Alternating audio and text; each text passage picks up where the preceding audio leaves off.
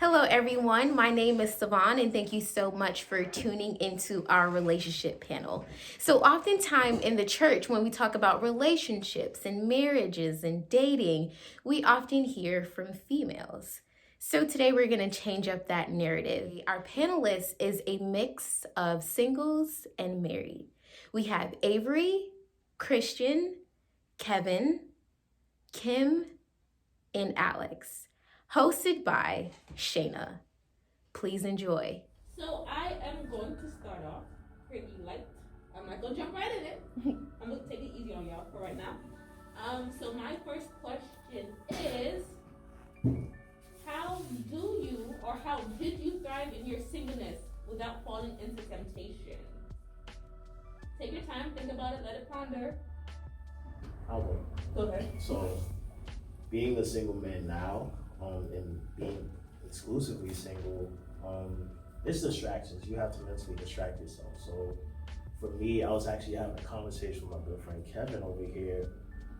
We recently started working out together, and as we started working out, we had certain conversations, and we were talking about certain things that allow for us to take our mind off of other things. So, the energy I exert while we're working out is taking away from some of the vices and temptations that I normally would have allowed myself to get sucked into, because honestly the idle mind is the devil's playground. So I just had to keep myself from it.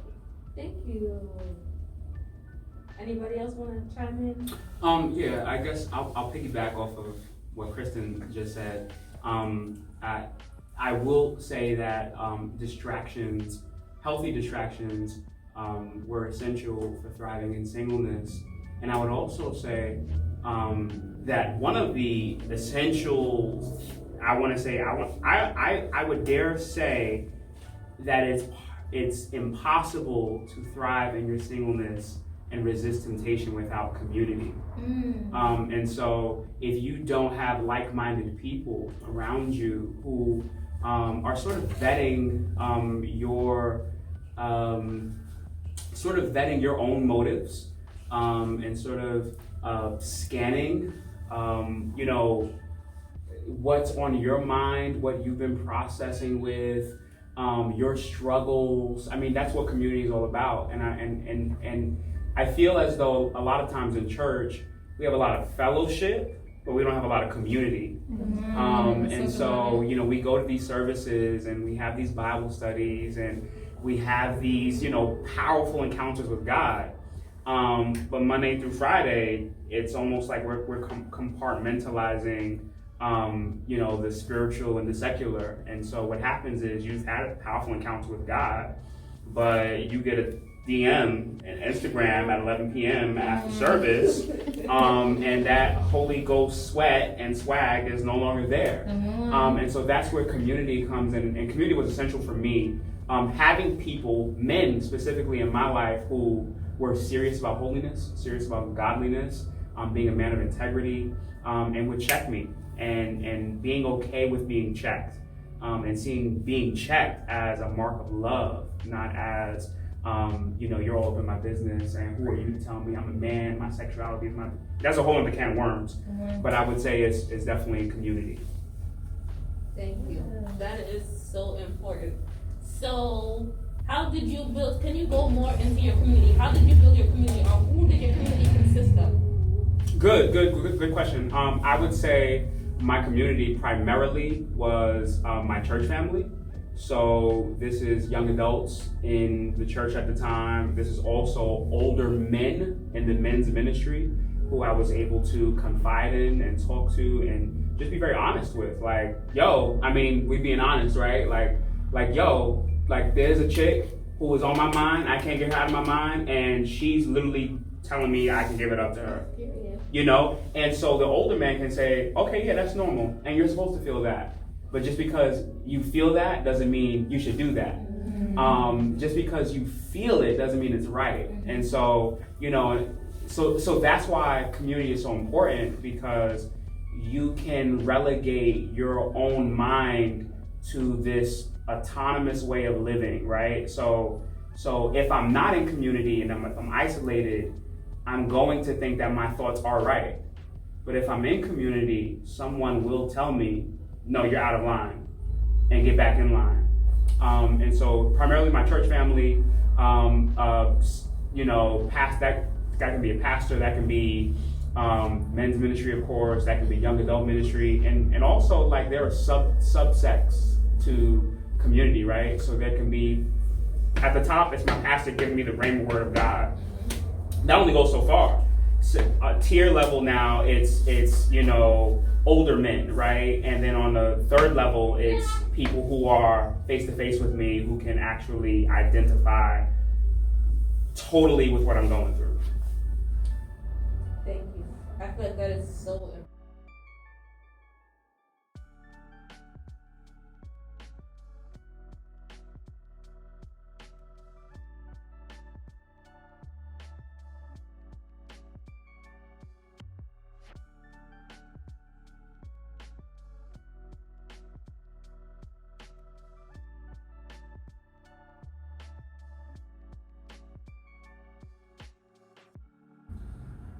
I think that in addition to what everyone has already said, I think that to avoid temptations, you have to have a made up mind.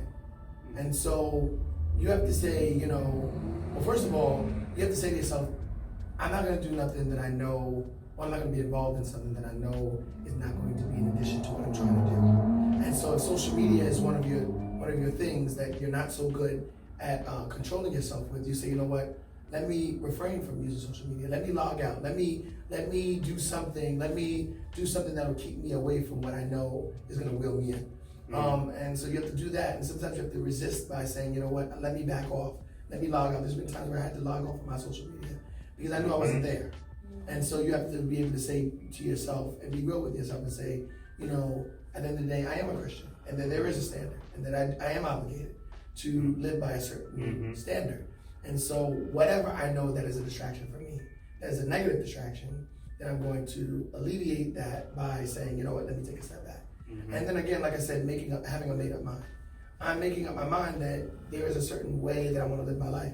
There are certain decisions that I've made in the past that I told God that I wouldn't do again. And when you're really delivered and you're living in that deliverance and you're truly living in, and you're trying to be free from bondage and from things that you know you're not supposed to do, because being single is hard.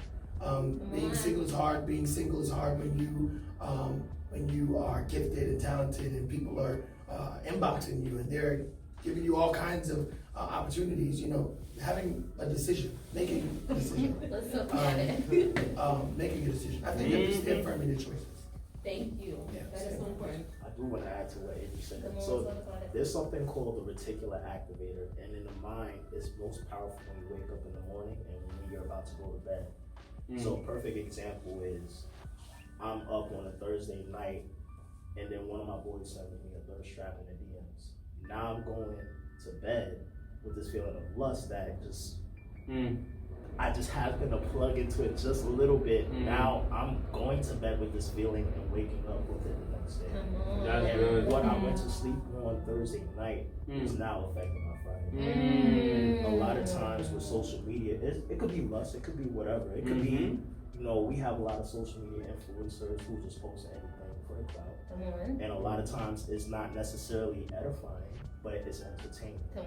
So because it's entertaining, you see, multiple reposts. You're watching people's stories and they're posting the same toxic status or the same, whatever it may be, and it encapsulates your mind. So reticular activator basically is whatever you put in your mind is going to stay with your mind. So we use it for positivity. When you're looking at a dream car, you only see that dream car pop up, or a car related to it. Or if you're looking at certain places where you want to travel, now those opportunities come up. But with social media, you have to you have to be your own filter, because the same way all of this positivity can be available, we tend to gravitate to the negative. So you have to be your own filter. I had to write that down. So you said reticular activator, correct? Yeah. Okay. That was a good one. That's write it down. So my next question is, what attracts you to a female? What causes you to pursue them? Well,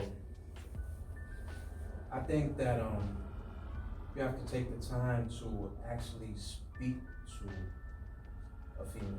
You know, a lot of brothers out there, they go off of what they see first, when in the long run, that really doesn't mean anything. You know, you have to find out where someone's intelligence are, where their heart lays, you know, because, you know, besides the fact that they should be God-fearing and, you know, be on the same page as you, you have to know that this person is, like, making you the priority. Like, they have the ability to do that. Because, you know, just like with the, talking about the social media and stuff, you know, it reels people in to do certain things and have multiple, I don't want to say partners, but people that they're talking to or people that they're dating, and you have to know that this person has the ability to make you a priority. You know, if you're in a messed up situation, will they turn their back on you? You know, it's just certain things that you have to take time to get to know about a person. So, you know, when you're meeting somebody, you know, you have to have the patience to be able to go through the motions of doing that. You know, find out where their head is at, what they're into. You know, you gotta find out the good and the bad. You gotta ask yourself, are you willing to deal with the bad? Are you willing to deal with the good? Is the good your good? Or, you know, do they just think their good is good because no one was there to tell them that your good ain't really good? You know, so, you know, you just gotta, it takes a lot of patience and, you know, just not rushing into it. You gotta give it to yourself. Thank you. Thank you. My God, that was so good. Can I add on to that? I've actually so I was just having this conversation with someone, and so years ago I was dating someone, and I asked the question, like, is Jesus everything, right? Like, is Jesus everything in a relationship? And I've come to the conclusion that you can hunger after God and war after in the spirit and fast all week and be so godly. But if you don't have any drive, if you don't have any thrill to your life, if you don't have any ambition, if you don't have and I'm not saying that you need a college degree, but if you're not educating yourself, if you're not beautifying yourself, if you're not taking care of yourself holistically, mentally, spiritually, if you don't have any emotional intelligence, if you don't have any emotional, healthy spirituality, right? If you are just sort of like a church girl, I would say I was like that was something that I was never interested in. It was like, listen, you love Jesus, okay, but when conflict comes, how well can you deal with conflict? You love Jesus, okay, but when we get married, whose income are we living off of, right? Who do you want to be? Do you just want to be a housewife, or do you just want to, do you have goals that God has given you? Do you have things that God has put in you, and what do you want to do? Because, you know, wives are to be helpers for their husband, right? But that doesn't mean that they are to be servants for their husband or slaves for their husband. God has also given you an assignment, and my role is to also aid you and to fuel that assignment so that we fuel each other's assignments. So that was something that I was always interested in knowing. Yeah, okay, you love Jesus, but like, where's everything else at? So Brother Alex mentioned talking. So my next question is, do you consider dating as talking? Absolutely not. No, it's to the same effect of, okay, are you activating your prayer with work? Are we just texting? Are you just convenient to text, you know, and sometimes talk on the phone? Or are we actually making an effort to go see each other, to get to know each other more than, you know, just words and emojis? Because at the end of the day, talking, anybody can talk, you know, but where's the effort, you know, and where's that division between the talking and, you know, actually making an effort to date, you know, and progress from there? So I'm a firm believer it's two different things. I also agree that it's not the same thing. And you know, I think that's a modern thing, like talking, we put it in so many stages. We talk with friends, and then we're talking, and then we're talking before dating, and then we're like exclusively talking. And then Right. You know, so like I think we modernized it to be such a ridiculous thing, and then that's why we now have serial dating. Because now you're serial talking, and you're talking to so many people, and now you're serial dating. Because you're now, if we're only talking now, and women, they want, and I'm tread lightly, but they want security.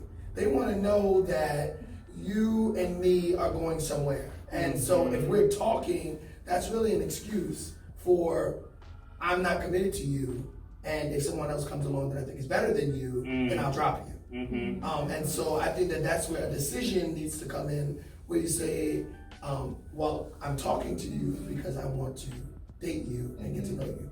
And talking should not be a long period of time. You know, how many conversations do you need to have? How many times do we need to talk for you to know that you're interested in me? I've showed you who I am, what I'm about, and what I'm doing. And so where do we go from there? So, yeah. I think that sometimes it can be confused. Some people just talk too much, and then you like somebody, but you end up in the friend zone.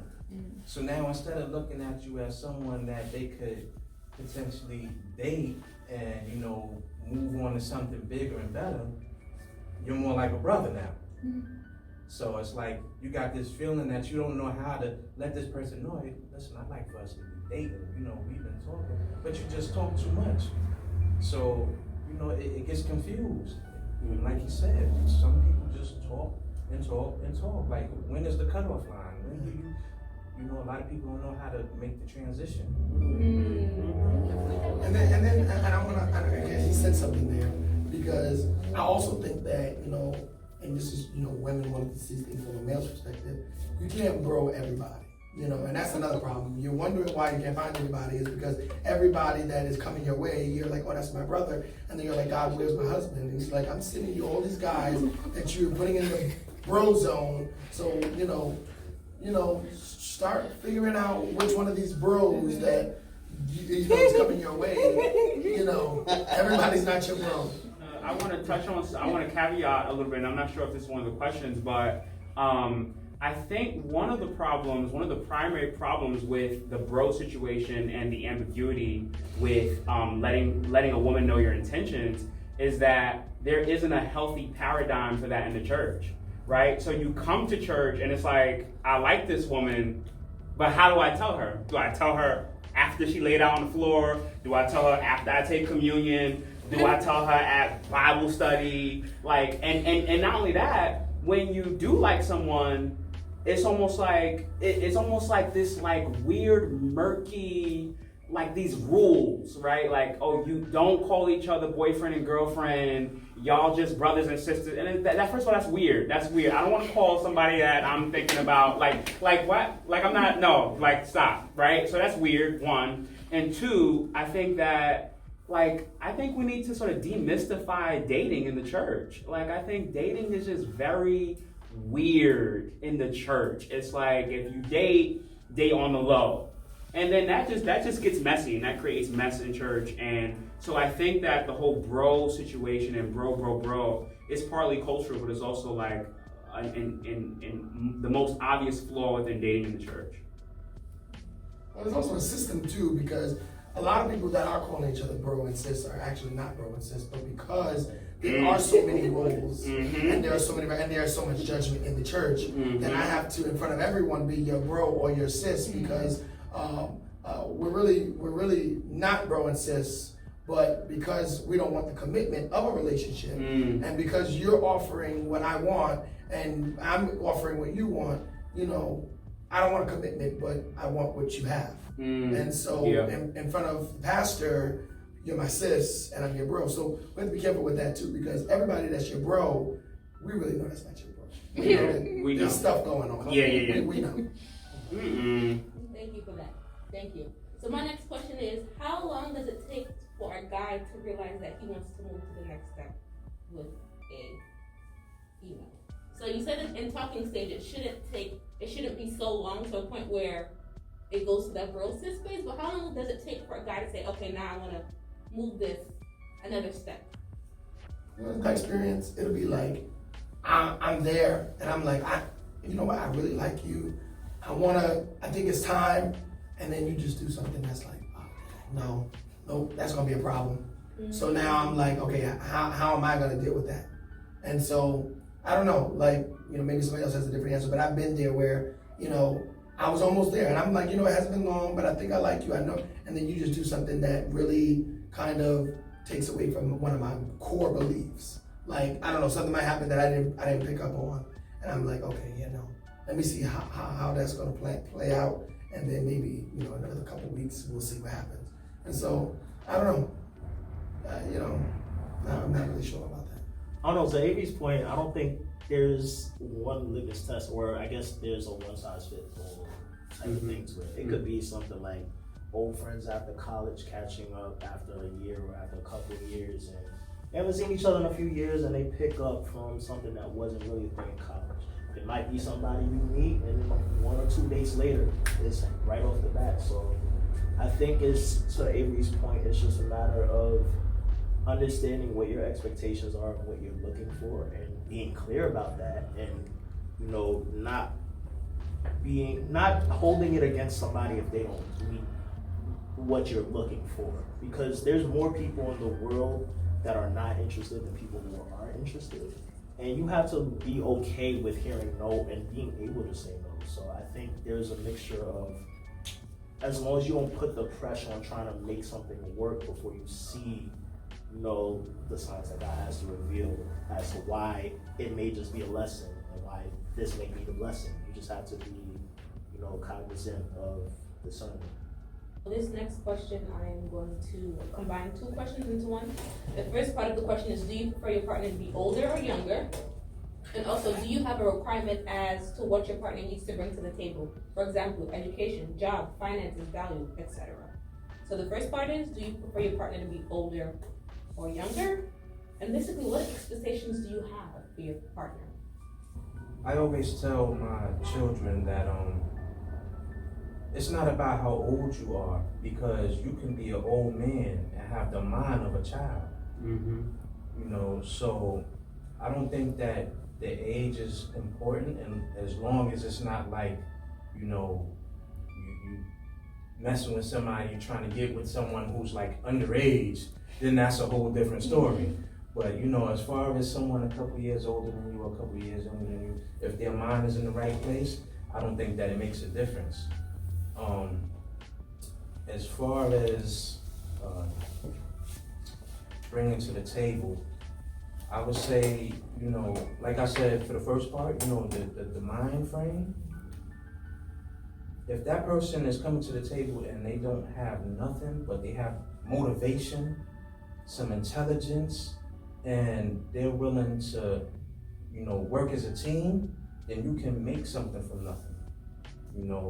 You would be passing up someone who may have the best heart and the best plans because they initially have nothing, when you could have built up everything with them. So you can't just say, okay, well, this person doesn't have anything, because the jewel that comes from here is worth more than any gold, any dollar, and, it's all about the motivation. I think a lot of times females put a lot of expectation on what they want. Well, I have to have a man that has this, or I have to have a man that has that, as opposed to having an open mind. And to Brother Alex's point, you want somebody that's intelligent. And for me, it's like, first and foremost, God-fearing. Because I know if you have God as the head of your life, then all those things will be added unto you. So I think that it's important that women stop having so many expectations, and really be open to what God has sent your way. I think we talked about that earlier. They were saying, God's sending you this man, and you're passing him off for, the guy that is Oh, I love the analogy you used, the blessing versus the lesson. the lesson versus the blessing. So sometimes, you're getting your blessing, but you're passing it off for that lesson. That was a good one. Well, as far as the age is concerned, I really, like Brother Alex said, I don't really think it matters. I've dated people that were older than me, I've dated people that are younger than me. So I think it's about, just the maturity and where you are. So that really doesn't matter. First, what you're bringing to the table, life teaches you different lessons. There was a time where I would say that, I wanted a wife who, she didn't have to work. She didn't have to do anything. She could just be home, she could stay home. But as I got older, that perspective changed. And I don't think that I want you to work or be successful because I can't take care of you, because I do believe that it is the man's responsibility to be the head and to make sure that the family's taken care of. But I do think that you need to have a level of independence, and women should want to work, have a career, and have their own money and be able to do whatever they want to do because they worked for it. They're human beings. They deserve to be successful. I think that they should have their own money. They should work. But I think that it should not trump being a wife. So whatever the responsibility of a wife is, I do believe that you should take care of that responsibility. But at the same time, whatever her desire is, I don't think that because she's the woman and she's the wife that she shouldn't, work. And so I encourage that. I encourage working and being successful. So I'm just gonna throw this one out there. I just want to hear your honest perspective. Why aren't Christian guys approaching Christian females? There's so many. You can talk about it later. You can chop that up into like so many pieces. We got time to listen. Cause I want to hear this for myself too. So I want to hear. So why do you think? Go ahead. So Kevin made a great point about mystified dating in the church, and because we grow up in the church, we kind of become desensitized to certain things. So it's like when you seek advice from anybody but your parents, you value it more because you're just not accustomed to it. So when you grow up in church, you see church girls around, you see church guys around. At least for us, we see church girls around, like y'all are just there. We grow up in that environment, but respectfully. But when we're out, like, the idea of adventure is always fun. You want to find out, you want to learn what you don't know. And you want to experience what you haven't experienced. So in the mind, I think for a lot of church guys, they have a stigma of how church girls already are before even asking the girl, even talking to the girl, getting to know the girl as an individual. It's already a stereotype and a stigma about who you are, and I don't even know you. I just happen to see that you're in church. I also want to say that I think the question isn't real. It isn't really why aren't Christian guys approaching Christian women. I think the question is why aren't guys approaching women at all? Because I feel like it's not even just exclusively with the church. I feel like it's also a cultural issue that men just, it just seems to be some sort of lapse between sort of women's expectations and what God should do. But I'll say this, if a guy is interested in a woman, he is going to go after that woman, right? And that can go a long way, and that there's a lot in that. But if this man is not showing you any attention, if this man is not even like, when you catch somebody staring at you, like if he ain't even doing that, it's over, right? Like there's nothing, right? I think it's not even Christian girl, Christian guy. I think as guys just, if a guy is interested, he is going to pursue you. That's a fact. He ain't going to sit there. Because to Christian's point,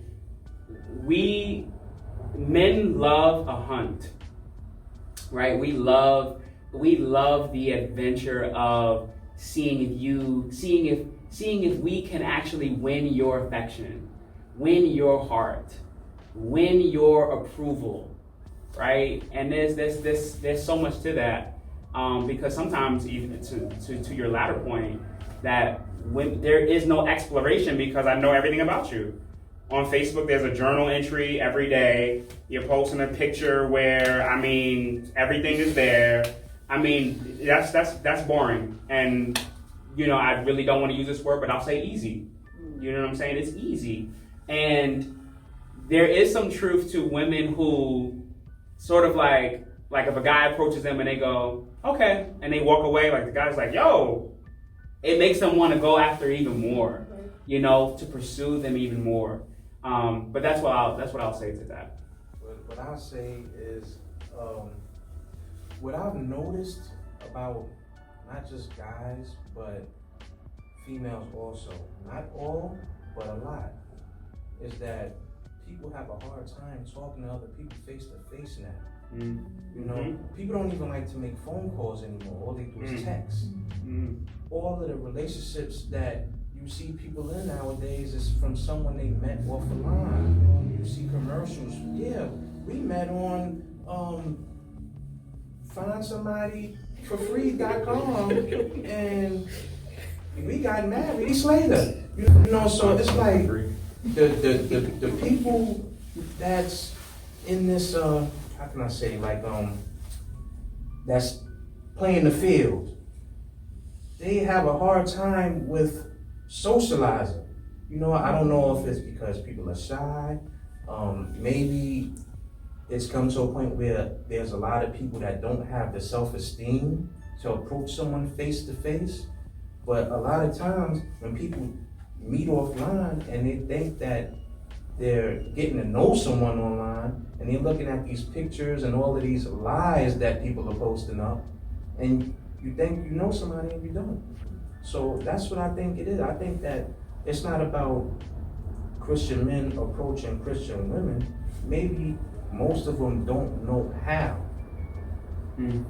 Or maybe they're shy. I want to piggyback on that. I'm sorry. No, he made a great point about social media and the mask behind the screen, and that we live in such an era where everything is falsely magnified. So just because it's posted, we're likely to take it for law, and it may not even be a truth to it. And a good friend of mine had said, as he was speaking, confidence in therapy, it said, the therapist said to him, don't let your thoughts become true.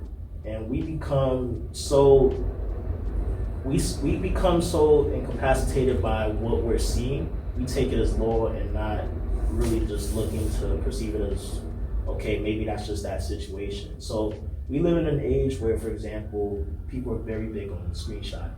So you get shamed once, now you have a PTSD because it happened once. And it didn't even happen to you. You happen to see it happen to somebody else and you think it could happen to you. So you get shamed off of something that you created in your mind. I think social media causes for us to not live in the moment. And there's a lot of opportunities that can happen in the moment that we rob ourselves from. I guess my view for this question is, it's like Kevin asking the question, is it why aren't men or women approaching each other, or is it are you approachable? Are you approachable? Because some of us are still so hurt, still so insecure, still so broken from our last relationship that we don't even know that someone is not here to hurt me, that they're not here to harm me, that they're actually interested, that wait, I missed the approach because I'm still hurt. I missed the approach because I really am not ready to be approached. And let's deal with that. Are you ready to be approached? And so maybe I'm not approaching you because I've seen a scorned woman, I've seen a hurt woman, I've had a hurt mother, so I know what it looks like. And so maybe you're not ready to be approached. And maybe you have to fix yourself and say an approach has a look. And so I'm ready to be approached. And so it's not why are they not approaching me? No, are you ready to be approached?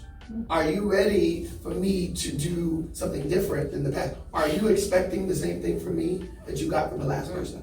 Are you really ready for me to approach you? Let's talk about that. So. Listen, that was a Tyler Perry movie. I was sweating and stuff. And I want to go back to the question when we talked about, women being single, and he just made such a tremendous comment that I approachable. Like, I have seen women, they got their face screwed up. Who's going to approach you if your face is is screwed up and you just, you know, and sometimes what it is that they don't even realize that their face is looking like that. That's what I've noticed. And I'm like, you're looking at that face with me, so I can imagine, you know, it's that same face that you have. And it's again, are you gonna come with that same thing that, you know, the last brother I had? You know, we gotta learn how to let go of the baggage. Because sometimes we carry so much baggage and we just don't even realize it as women. Or these blanket statements. I'm sorry to jump in. Like these blanket statements like, oh, I'm not going to trust preachers no more. You know what I'm saying? Like, oh, all musicians are scumbags. Those are blanket statements. And that's like saying all black people are terrible. I had one bad piece of chicken. I love chicken. Shoot, I'm going to try me another piece of chicken if that chicken was bad. Like, you know what I'm saying? And let's even like, you know, spiritualize it. Is that even the lens that you want to view your experience out of for the rest of your life? If something bad happens to me in one lane, do I just throw it out? Do I throw the baby out with the bathwater? Or do I trust God even with my heart when it was broken? Mm-hmm. Like if one preacher broke my heart, you know what? If he decides to bring another preacher into my life, who am I to say that this isn't God ordained? You know? And so you have to trust God even with the oh my God, and you have to understand something else. You know, women don't only do it, men do it too. But you saw the signs, you saw the red flags, and so to not give me a chance because of your mistake, you knew who he was, who she was, and because you were single for so long and you needed something right then and there. Because we're living in a microwavable society. You know, you are now hurt, and so now the person who is destined for you, the person who is willing to love you past all of your hurts, you're ignoring them because you ignored the red signs. Don't ignore your destiny when you ignored the signs. So let's do that. All right, so to Kim and to Avery's point, it's kind of like you ever walk into somebody's house and you smell something as soon as you walk through the door. The person who lives in the house can't smell. They're the host. Like, they're used and accustomed to that scent. There's an odor and there's a fragrance. That curry. Many times to Kim and to Avery's point, like, you have an odor on you that you can't sense, but everybody else around you can sense. Pigs don't know that pigs stink.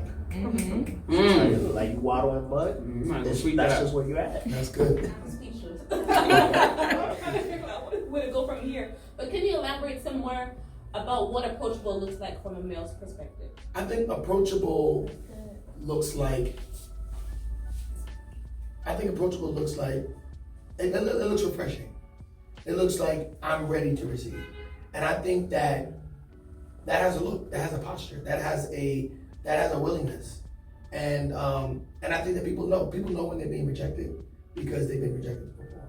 People know when they're being ignored. People know when they're being, people know, and I think that we all know. I think that if I ignore you or if I don't show any interest in you, I think you can see that, and I think approachable has a posture. It has a look. I think it looks a certain way. I do want to, that is good. I'm seeing willingness, right? I'm seeing openness, right? If a guy comes up to you and tries to initiate a conversation, having the conversation, not like immediately walking away. But I do think that women, right, that doesn't mean to let your guard down, right? You want to guard your heart, or you don't want to open yourself up to anything, right? And so being approachable and having that willingness, but also a gentleman will respect when you have your own boundaries, right? So not really throwing your boundaries out, but also being open and being willing to something new and something fresh. Like, yeah, sure, like, let's talk. Like, because I mean, guys can sort of do some backhand stuff, like they see you in church the entire time, they walk past you 5 times, and then they want to find you on Facebook and add you and then message. Like, that's weird, right? Like, and no, you like that. Like, okay, you walk past me 5 times, like, and hold them accountable. Like, no, I saw you. We were literally in that service for 6 hours. It was dumb long. You had every opportunity to talk to me. You didn't. So yeah. Can I ask? No, go ahead. No, I have a question. No, I was just. I don't even know if I'm allowed to ask a question, but. I had a female friend, give me a scenario of a guy approaching her, and the guy had said something to the extent of looking for a friend right now. And she responded, I don't even let me have friends right now. And I was like, wow, okay, you really said that? Like, were you interested in the guy or were you just pushing him off? And she wasn't sure. Like, she was just naturally deflective. And I think because you said being approachable, I think there's a certain level of confidence that you're carrying yourself, at least with a willingness, you just carry yourself differently when you allow just life to happen. I mean, obviously you keep your level, you keep your wits, but it's almost like, I think of Proverbs 3:5, trust in the Lord with all thy heart and lean not into thy own understanding. Like, that lean not into thine own understanding, you already have a stigma about what the next guy's going to say, how the next guy's going to approach you. First of all, let God work. Like, take your hand out of it. And that's for guys as well, because I can't go around talking about, I just met my future wife. Like, I'm a bozo for that. I don't know that. Like, right. So you really have to take your hand out of it, I think, for guys as well as for the women, to approach and to be approachable. This is for the men. I'm just curious to know, will you still pursue a woman that you find to be unapproachable? Ooh. So there's a term out called applying pressure. I don't know how to feel about it, but there's a fine line between applying pressure and harassment. I'm a firm believer that you can give enough signs to show that you're not interested, and if I'm still trying to break through a brick wall, that's on me. And I have to understand respectfully that it's time to fall back, because like I said, there's up to 17 billion people in the world, whatever the number is, and I'm so stressed about you. Like, what is wrong with me? It has to be you. So for guys, be comfortable approaching somebody, being able to walk away from the situation. Ladies, be comfortable in showing that no really does mean no. And I think as long as it's clear, concise, and communicated, in respect, it's perfectly fine to not approach somebody who's not looking to be approached. I don't know why it's as much of an issue today, but I think we just live in a society that we have to make this thing work, and then we're so proud, and then we get in our own feelings because of our own pride, and it's just that you created this whole problem mentally, and trying to fix it with the problem, with the mindset that created the problem. That's good. The first thing that I thought about, Tim, when you said that was, I think your answer, a man's answer, should come from. I'm a believer that everything that you do as a believer should be consulted with God and the Lord. And if you are interested in the woman, I think the Lord should be the first person to know, right? Like, God, I'm interested in this girl. Like, give me some signs, like, show me that I'm in the right direction. And he will let you know. Like, so she'll probably slip something and say something to you like, oh, like, I'm not ready for that, or, there's some baggage there.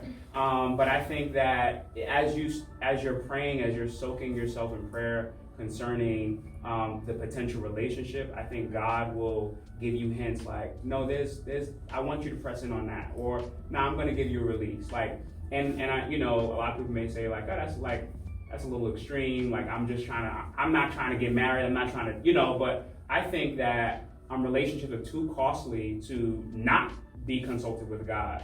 I think if you get into the wrong relationship, your life could be over. Forget it. Like, forget it. And if you get into the right one, your life could really propel and go into a new trajectory. And so I think along with applying pressure and knowing boundaries, just getting impressions from God and seeing where God is leading you, what He's doing. I think that all right, would you still approach someone who seems unapproachable? I think that some men have an issue with rejection, so they will not. You have some, like the brother said, that looks at it as a challenge and will say, you know what, I'm going to turn that frown into a smile. She's going to give me the time of day. It may not be today, but I'm going to make it happen. So I think it depends on the person and, you know, maybe things that they've been through, how they feel about themselves, or if they really feel like they're on the hunt. That is good. Yeah, that is good. Okay, thank you. So the next question is, how do you deal with your partner's struggles and then bring it into the relationship? So for example, baby mama drama, past hurt, abuse. How would you deal with that? Or how should we deal with it as believers? I think that, you know, when you start in that relationship, you know, you go through the motions, the talking, the dating, and while you're going through that, you start to learn of certain things, you know, that may be an issue if y'all start a real relationship. As you're getting to know this person and your feelings become stronger for this person, you have to ask yourself, do you feel that you care or that you can care for this person enough to make their problems your problems? Because once you start that relationship, you are now partners. You know, so if your partner is having a bad day, you have to, it's your job to be, the opposite of that, to help deal with it or to listen, let them vent. Anything. It could be something big you do or something small, but you know of these issues, before y'all get to that point. So we're like real serious. So I think that, if you're in a relationship and that person has problems, issues, or whatever, then without a question, there's no doubt about it, they are yours also, and you have to deal with it. I'm just gonna chime in right there, because I think that for me personally, it was like, and everybody has issues. Let's just start there. There's always going to be some type of circumstance. I think a lot of my younger life I spent looking for that perfect person to realize there is no perfect person. There is nobody, not a situation or a circumstance that's going to challenge you. So I think that we need to discern, and I think that is so important, and that was something that I was missing when I was in my dating phases, was, God, is this the person for me? Like, okay, he may not, have the car, or maybe he has a child already, or maybe he has this, and I think a lot of times we're looking like, I'm not gonna deal with this, I'm not gonna deal with that. He gotta walk, he gotta drive BMW, instead of, Lord, is this the one?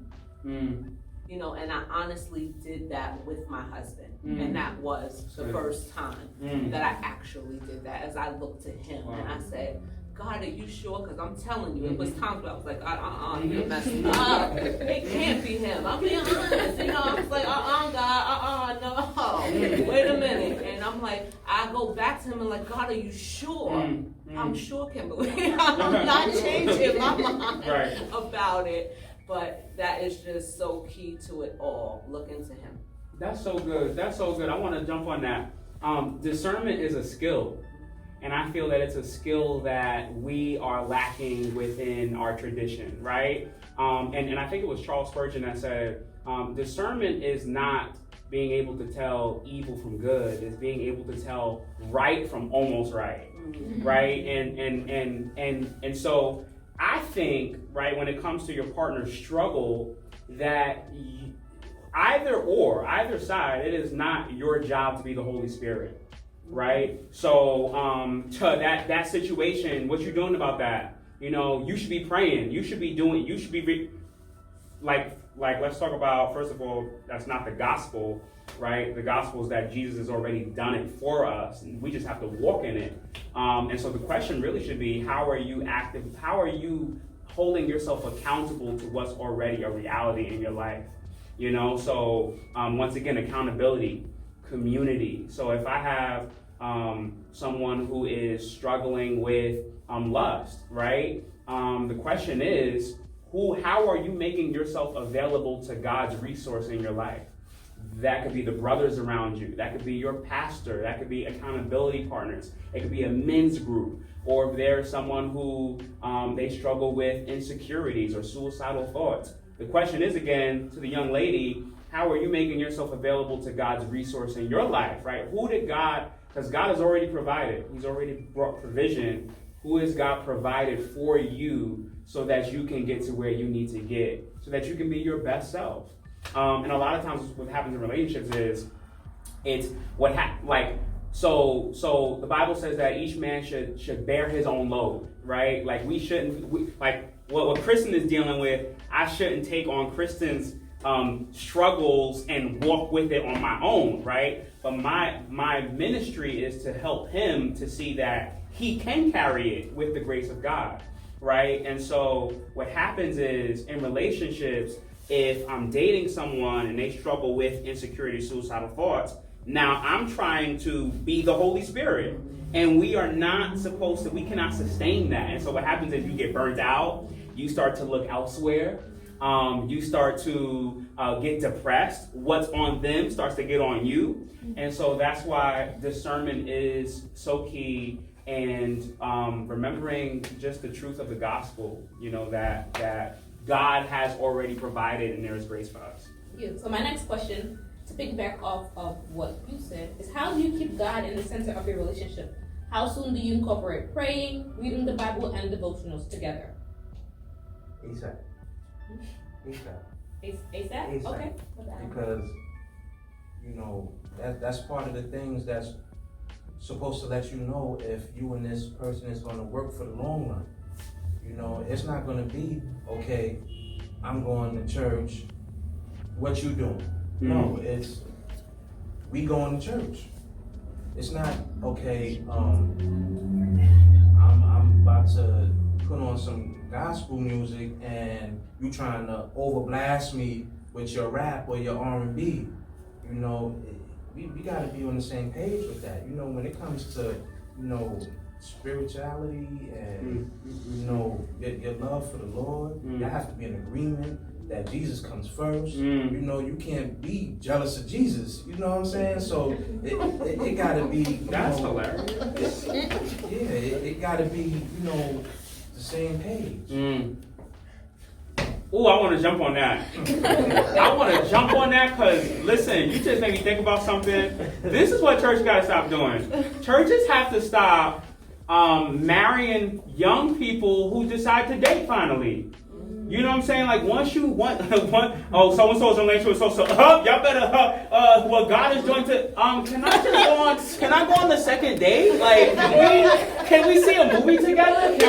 Can I know what you don't like and what you like? You know what I'm saying? Like, so the reason why I'm saying that is because, God could actually, right, bring you to, y'all could date and it could be a relationship, but that doesn't mean that that's the one that God has for you. And so if you aren't taking time, I'm not saying you got to do it every day, right?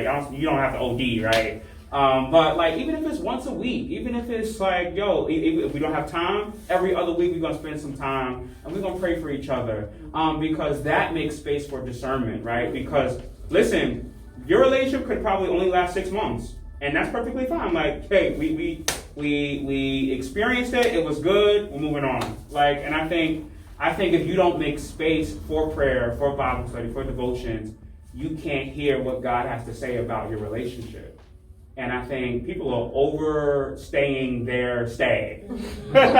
People are in relationships that God already put the expiration stamp on, and it's like, I've been told you to get out of that. Matter of fact, if you don't get out of that, you might miss this. Get on this train. Right. Hurry up. Right. And so if you don't make space for that, then yeah. I think off of what you said, people overstaying their time in relationships. What are some red flags that guys might give off to females, or what are some red flags that can appear in the relationship that we often overlook? Like, I'm unhappy. Like, I'm not happy. Boom. Moving on. Like, I'm not happy no more. And I think we over, like, we look for like these signs from God, and that is a sign from God. Like, that is a sign from God. Like someone said, your body is a minor prophet, right? Like, your mind, God will, like, if you get a text message from your boyfriend and you always mad, you don't like him. Hello? Ooh, get out, right? If you get a text from your mom and you smiling harder when your mom texts you than your girlfriend, you don't like her. right? Move, right? And so there are these there are simple signs, right? I'm unhappy. I don't feel the same way, and right. And I'm not saying that immediately you should bounce from the relationship, but I'm saying that those feelings need to be explored. And if you reach your point of exploration where you can't find a plausible answer, then it's done. And I feel of course, especially in churches, it's oh, the devil's after us, it's spiritual warfare. No, I don't like you anymore. I want to move on with my life. Simple. To Kevin's point, there's something called the Stockholm Syndrome. It basically says where a criminal holds a person hostage, and then now that hostage starts to fall into the belief system of the person holding them hostage. So you basically rationalize this toxic situation and you okay it in your mind enough where you don't want to leave it. So it's like the lion who had his paw on the nail and was just roaring, but could have just easily moved his paw elsewhere, a couple feet to the side. So to Kevin's point, it's something that's simple. You can laugh, you get irritated, but sometimes you hold on to the point where it becomes stress. It becomes a health issue. It becomes you're losing your hair. It becomes all these other health factors where you have to be comfortable being uncomfortable, because if you become comfortable with your demons, nobody can address that but you, because it's your demon and you're deciding to cohabitate with your demon.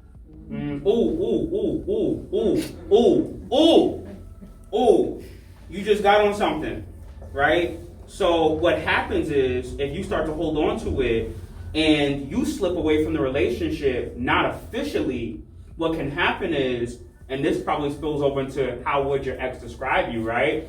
Your ex will then call you a dog, or you violated, or you were cheating, and really, both of you didn't confront what the real issue was. The real issue was that y'all both didn't communicate, because she saw the signs, you already felt the way, and we just didn't communicate. So now, because I'm forget it. You should already know how I feel, and that's not always the case, right? And so, yeah. Thank you. Elaborate more on that. How would your ex describe you? I think my ex was a wonderful person, and that she missed her God or opportunity. That's simple. Amen to that one.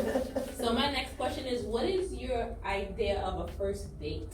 Okay, so I think anywhere where you guys can just have a conversation, get to know each other. I'll be transparent. I had a first date yesterday, and we went go-karting, because she said she was adventurous, and we went go-karting, we went to an arcade, and we went out to eat. But that was what she specifically liked, and we happened to learn a lot about each other, where that might not be most people's tradition. It's just we've been talking, we've been texting, we've been on the phone long enough to learn certain things about each other. So now it's getting from the point of, okay, we're just texting, to now, okay, I want to see you in your element. I want to actually interact with you in your element. Okay, so let me piggyback off of this question, because I'm speaking from personal experience. So growing up, I was always taught you should not go to the movies. I grew up Pentecostal, so it was very strict. No movies. You should always stay in a group. No lipstick, right? So you couldn't go to the movies. You cannot go on a date, just you and the person. You have to have a group of people with you. So what are some things that Christians should not do while dating? I think that's good about the movies, because how could you how much attention could you really show each other in the movies when y'all watching the movie? You can't talk. If you do, everybody shh. So it's you can't really. I don't think that's a good idea. I mean, I grew up apostolic too. At Pentecostal, they didn't tell us not to go to the movies because we couldn't communicate. They told us not to go to the movies because, of some other weird man-made doctrines that it's not biblical. And that's the truth. I think that, and I'm not answering the question that you just asked, but I'm going in a different direction to say that. Okay. I think that as a Christian, you should know boundaries. And I think that, once you understand boundaries, okay, obviously, going to my house, or me going to your house, with no one else there, is not a good, and it's not that anything would happen. It's just that it's not a good look. It's not a good representation of who you say you are. And so I was very strict about that when I was dating and in my relationships, that you can't come to my house. Not because I don't trust myself, but because I don't trust myself. and not only that, but if one of my church members see you leaving my house, what does that look like? And especially as a preacher and as a minister and as an elder, how does that look? And so you have to just be mindful of that. And the whole dating in groups thing, I think that's going out as a group, that's fine. But to only date in groups that's silly. Because it's just the two of you. In the relationship, it's just the two of you. When you get married, it's just the two of you, to make that decision and to base. I don't know about y'all, but when I go out with a date or with my girlfriend or with whoever I'm with a group of people, it's a different atmosphere than when it's just me and them. And so things can be great when you're with a group of people. Oh, why? Because the girls can go with the girls, they can go to the bathroom together, the boys, the guys can. But then that awkwardness that comes on when it's just the two of you, because you're always with somebody else. You're always used to that, and so you just have to be mindful of that. But that was really good. And I, as Christians, we're free to do whatever but sin, right? You're free to do whatever but sin, right? And so what Avery said was really good. I have boundaries, right? And I don't think it's what shouldn't Christians do. I think the question is, what type of person do I want to be, right?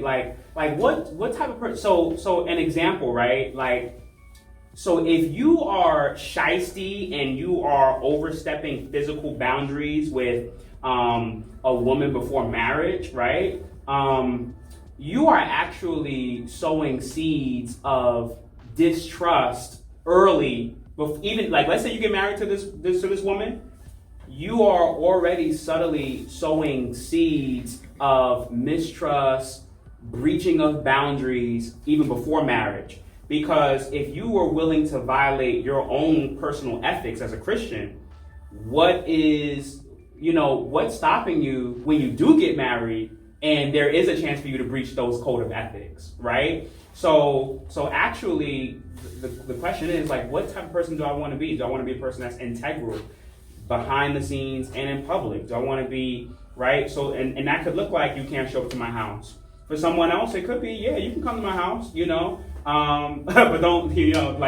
don't, don't step past this point, right? Or we're going to do this, right? For someone, it could be, we're going to do this, but we can't do this. I think it looks differently for everyone. And about the group dating thing, I think some of that comes from those Christian kissing, right? No kissing before marriage, all that stuff. And I think that stuff is deeply embedded into Hebrew culture. And who says that Hebrew culture had it all right?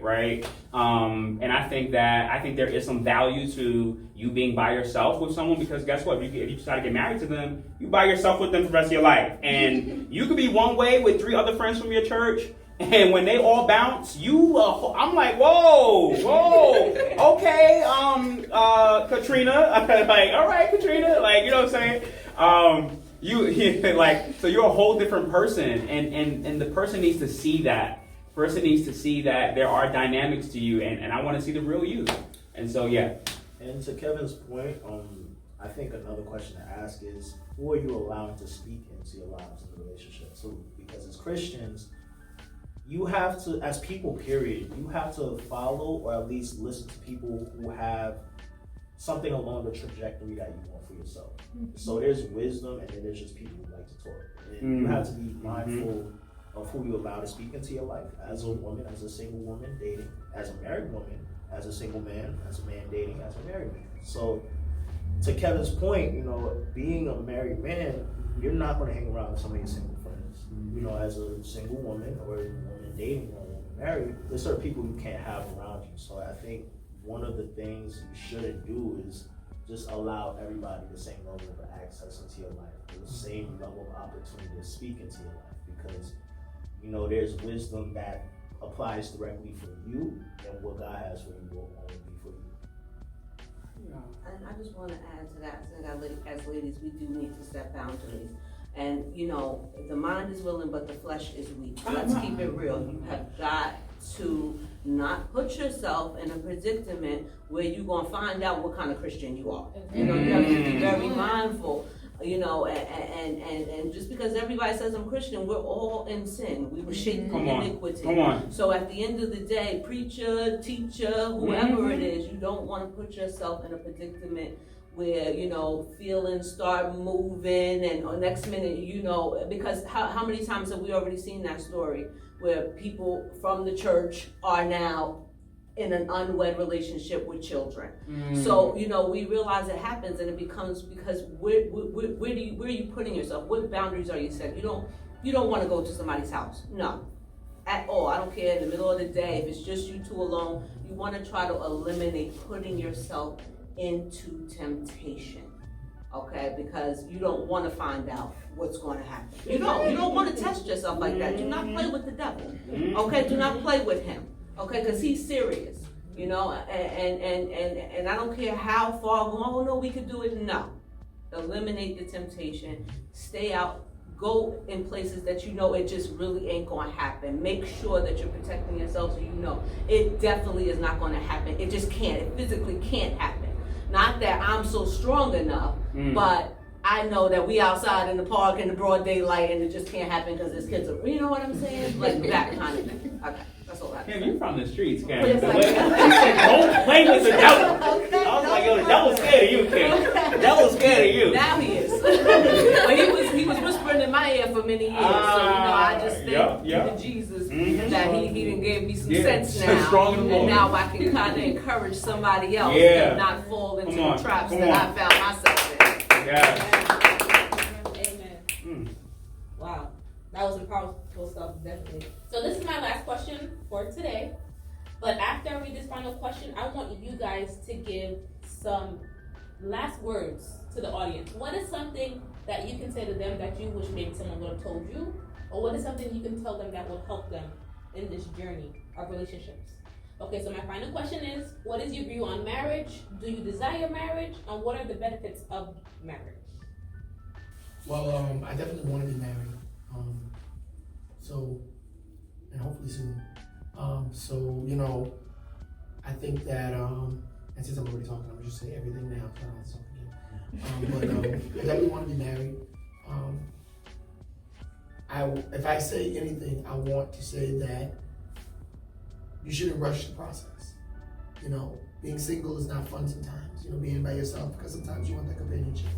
You want that person that you want to grow with and love and all that, but don't rush the process. And I think that even those that are going to be watching this that feel like they're pressured to marry the person that they had their child with, you know, don't feel pressured to do that. You know, you did it, it happened. Don't feel pressured to marry the wrong person, because really and truly God's intent is for us to be married to one person forever. And you know, I want to make sure that I don't live my life how, you know, my parents did. You know, God rest both their souls, they both passed away, but you know, they got married because somebody else told them they had to. And you know, it was a rough marriage. And so don't hurt someone else by making selfish choices. Wait for God, wait for the right time, be patient. And there are people out there that waited. They waited and they waited and they got exactly what they needed. And so, you know, it's a lifelong commitment. You know, we're not supposed to be, you know, getting married and say, you know what, it's not working, and then get married again, and so it's not working, and then get married again. That's not that wasn't God's intent for us. And then I'm not saying that it doesn't happen. People, you know, it just really doesn't work for, you know, irreconcilable differences cause divorces and different things. So I'm not saying that it doesn't happen. I'm not trying to be unrealistic, but just wait on the Lord, and you know, be of good courage. He will strengthen you. Yeah, I feel like yeah, I think some people rush into marriage, because it's definitely supposed to be a one-time thing, and some people rush in for the wrong reasons. A lot of people don't even know why. You know, sometimes it may just be out of lust. You know, you lust this person so much that you just want to keep them forever until you don't lust them anymore. I think that people need to take their time and really get to know who you're dealing with, because this is the person that you have to be with forever. My wife comes home from work and tells me about the men that work at her job, that they've been married for 30 years and 40 years, and they rather do 100 hours of overtime than to go home to their wife. And it's like, not for the money, but they just don't want to go home to the wife. And it's like, how could that be? Like, I could never, you know, I don't know, everyone's situation is different. I guess, you know, being that I've known my wife for so long before we started a relationship, that it's different for me. I knew when I said I do that this is it. This is the person I want to be with forever and ever and ever. Some people didn't have that opportunity to know somebody that long, and, you know, like you said, you know, some people get forced into it, and you wind up hating the person that you gotta be with for the rest of your life. So I think that that's one of the things in life that you have to really take a step back and think about. You have to talk to certain people, you know, not just anybody, because you know, you got the yes man, yeah, whatever you said, yep, you know, talk to your pastor, talk to your parents. If you have children already, talk to them. If, you know, if they're old enough to understand, you know, talk to them, see how they feel about the person. It's just a lot of things that go into it. No one will ever get it 100% right. You're not perfect, but definitely have to take your time. This is why a lot of the marriages that last as long as they do are the ones that they didn't spend too much time talking, but they dated long enough to know that person. Are you willing to live with the good and the bad? And that's what it boils down to. Because you may love everything about somebody, but the minute they fart in the kitchen while you cooking, and you're like, literally, you know, you're a deal breaker. You know what I'm saying? Deal breaker for sure. So, windbreaker. yeah, you know what I'm saying? So, you know, it's just that one thing that you didn't think of that finally happened. You're like, oh man, I don't already said I do. And, you know, so, you know, we just gotta take our time and you know, just try to get it right the best way we can, you know. And, you know, the first thing, what I should have said was talk to the Lord about it. Because, like the brother said, you talk to the Lord, he ain't gonna give you no wrong answer. And if it ain't meant for you, it's gonna be shoved out of your way.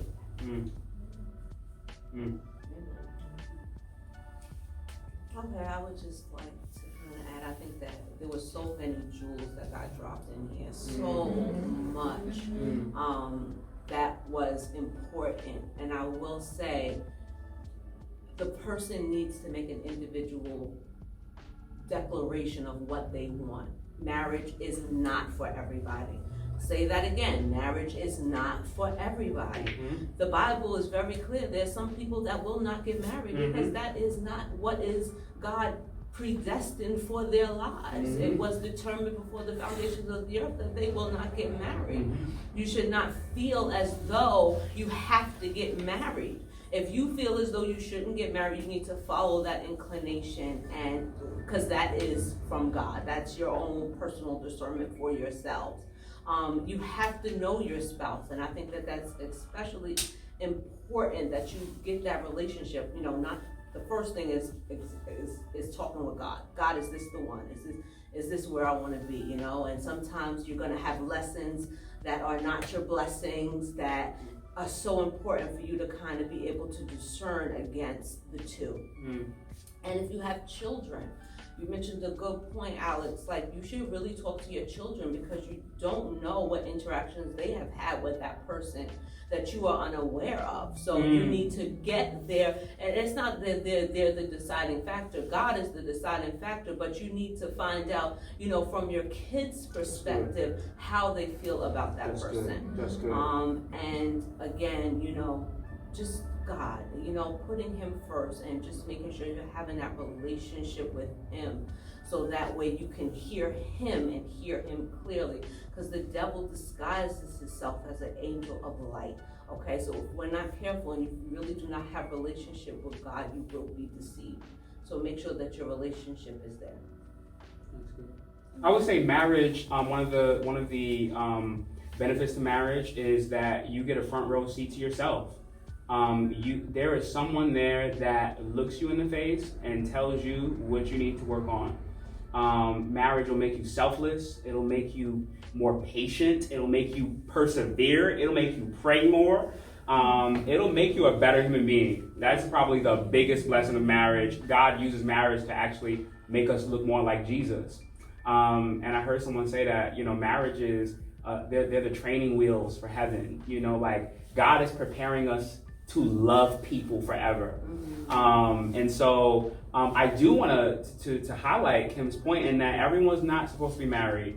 But I do think that the church makes singles look like they're unicorns, right? Or like there's something wrong with you. No, and I would say enjoy the season, because I'm married now. I'm happily married now. I knew my wife 2 months before I proposed to her. And we've been married for going on 3 years now. And thank you. And there are times where I miss like my singleness, right? I was living on my own. I was enjoying my career. I could go out when I wanted to. Like, there are times where I forget that I'm married, right? Like, and my wife is like, where you going? That wasn't on the shared calendar. 6 o'clock, I'm like, man, like, you know, or like, I just want to watch a movie by myself. And she's like, what are we watching? I'm like, what am I watching? There's another room for you, right? Like, all of that is, you're going to miss that. And so I would say enjoy being by yourself, because you won't get it back.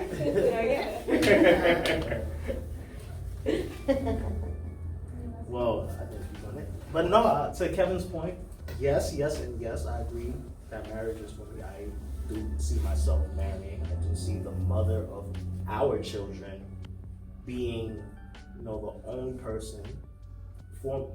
You know, one marriage is enough. And I really believe that, to Kevin's point, you will stretch each other in ways where you couldn't stretch by yourself. And there's certain things you have to learn about yourself that won't require for you to, while you're in a season by yourself, if that makes sense. And I think, like you said, it's uncomfortable. It's not meant to be perfect, but nothing in this world is perfect. You know, perfection is the enemy of done. I think a lot of people get away from wanting to get anything done because they don't feel like they found the perfect situation.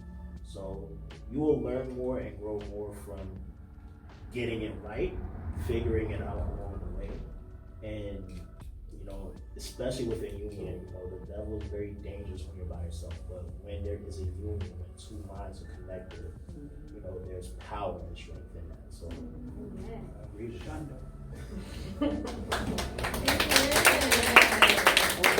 Thank you so much for joining us. I pray that something that was said on today has truly blessed you. I want you to remember to wait on the Lord, because he truly has someone just for you, because his timing is perfect. Thank you, and God bless.